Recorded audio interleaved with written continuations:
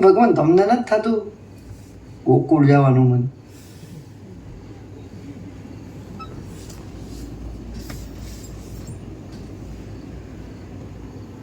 એક વાર ગોકુળ આવો, માતાજીને મોઢે થાઓ, ગાયુંને સંભાળી જાઓ રે. હે ઓધાવજી મારા વાલાને,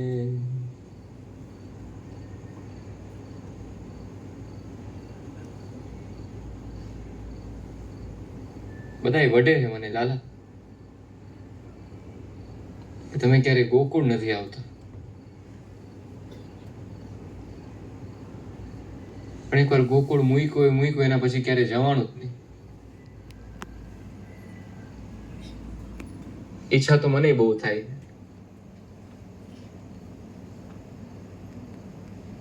ખબર નહીં એમ